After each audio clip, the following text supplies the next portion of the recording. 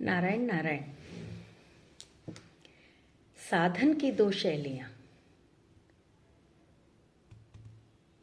जीव में एक तो चेतन परमात्मा का अंश होता है, दूसरा जड़ प्रकृति का अंश।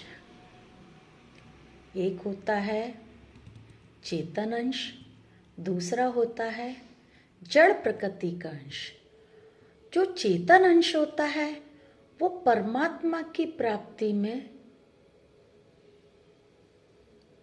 इच्छा करने वाला होता है, अर्थात वो परमात्मा की इच्छा रखता है। जिस व्यक्ति के मन के अंदर चेतन अंश होता है, जिसका हृदय शुद्ध होता है, निर्मल होता है, वो परमात्मा की प्राप्ति में अपना मन लगाता है। और जो जड़ प्रकृति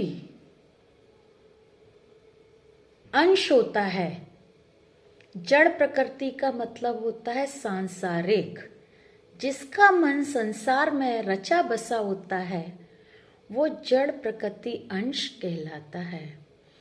लेकिन जो परमात्मा की इच्छा रखने वाला होता है, वो परमात्मा की प्राप्ति में अपने आप को लगा देता है, अर्थात उसके जीवन का उद्देश्य ही यही होता है कि मुझे परमात्मा की प्राप्ति करनी है।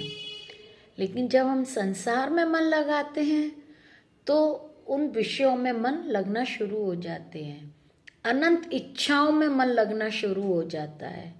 क्योंकि जो संसार की इच्छाएं हैं वो परिवर्तनशील इच्छाएं हैं।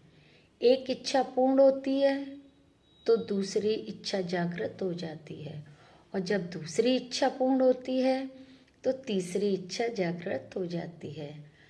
अब जैसे कि मैंने एक पेन खरीदा, अब मेरी इच्छा एक पेन को लेकर के तो पूरी हो गई, लेकिन अब इस पेन का मैं प्रयोग कैसे करूं? तो मेरी इच्छा हुई ये पुस्तक लेने की। मेरी दो इच्छाएं पूर्ण हुई। अब मैंने सोचा अब ये पेन भी रखा है, किताब भी रखी है, तो मेरी तीसरी इच्छा जागृत हो गई कि क्यों ना मैं इस किताब में परमात्मा के कुछ अंश लिखूं। तो ये मन है जो जड़ चेतन अंश है, हम जो भगवान के बनाए हुए, वो अनंत क्रियाओं को लेकर के ही जन्म लेते हैं। भगवान तो हमें केवल एक चेतन अंश के रूप में ही जन्म देते हैं, कल्याण करने के लिए कि हे मानव तू स्वयं का कल्याण कर।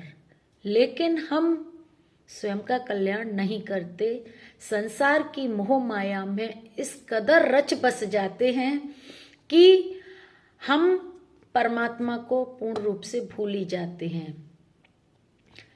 जैसे सांसारिक वस्तु की प्राप्ति के लिए शरीर, इंद्रियां, मन, बुद्धि की सहायता लेनी पड़ती है, ऐसे ही परमात्मा की प्राप्ति के लिए भी उसी प्रकार शरीर, इंद्रियां, मन, बुद्धि की सहायता से लेनी पड़ती है।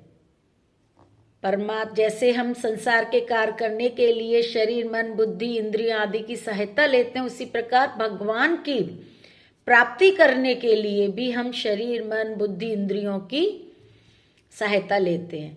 इसीलिए ऐसा साधक जड़ता, शरीर आदि की सहायता से अभ्यास करते हुए परमात्मा की तरफ चलता है। नारायण नारायण, राधे राधे। हे नाथ, हे मेरे नाथ, ऐसी कृपा करो प्रभु जी, मैं आपको